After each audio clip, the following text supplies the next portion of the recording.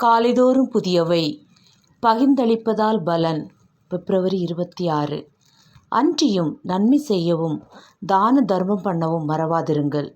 இப்படிப்பட்ட பலிகளின் மேல் தேவன் பிரியமாயிருக்கிறார். எபிரேயர் 13:16. யோர்தான் நதி இஸ்ரவேல் தேசத்தின் மிக முக்கியமான நதியாகும். இது கலிலேயா கடலிலும் சவக்கடலிலும் பாய்கிறது. இரண்டும் ஒரே இடத்திலிருந்து நீர் பெறுகின்றது. ஆனால் அவற்றின் விளைவுகள் முற்றிலும் மாறுபட்டவை. கலிலேயா கடல் என்பது இயல்பாக ஒரு பெரிய ஏரியாகும். இது சுற்றியுள்ள கிராமங்களுக்கு குடிநீர், மீன்வளம், விவசாய உற்பத்திக்கு தேவையான நீர் என பல வகையான வாழ்வாதாரங்களை வழங்குகிறது. இதில் எண்ணற்ற தாவரங்களும் கடல்வாழ் உயிரினங்களும் வாழ்கின்றன. இந்த ஏரியின் முக்கிய தன்மை என்னவெனில், இது பெற்ற நீரை வெளிக்கொடுக்கிறது. இதன் மேல் பாயும் யோர்தான் நதியின் நீர் இதிலிருந்து மீண்டும் வெளியே பாய்ந்து பல இடங்களுக்கு பாசனமாக பயன்படுகிறது.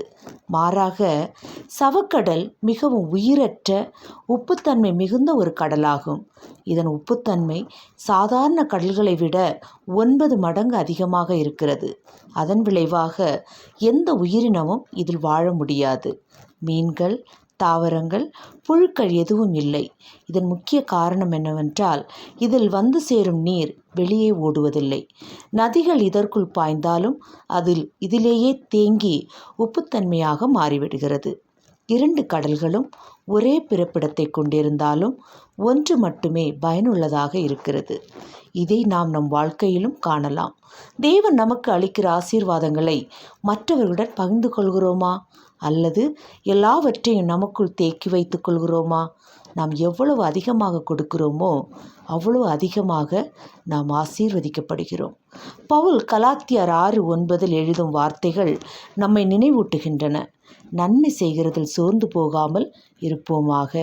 நாம் தளர்ந்து போகாதிருந்தால் ஏற்ற காலத்தில் அறுப்போம். நம் வாழ்க்கையின் ஊற்று தேவனே. அவர் நமக்கு தந்த ஆசீர்வாதங்கள் நம் முன் நின்று விடாமல் மற்றவர்களுக்கும் பாய்ந்து செல்ல வேண்டும். கலிலேயா கடல் போல் நாம் பெற்றதை வெளிப்படுத்தும் ஒரு வாழ்வாக இருக்க வேண்டும். மற்றவர்கள் வாழ்வை பற்றிய எண்ணங்களோடு கருணையையும் அன்பையும் கொண்டு நன்மை செய்ய நினைத்தே செயல்படுவோம். சவக்கடல் போல உட்கொண்டு மட்டும் நிற்காமல் கலிலேயா கடலைப் போல் பாய்ந்தோடியே வாழ்வோம். நன்மை செய்வதில் சோர்ந்து போகாமல் பாய்ந்தோடியே வாழ்வோம். ஜெபம். தேவனே, பிறருக்கு நன்மை செய்வதில் ஆர்வம் காட்ட எங்களுக்கு நல்ல இதயத்தை தாரும். ஆமேன்.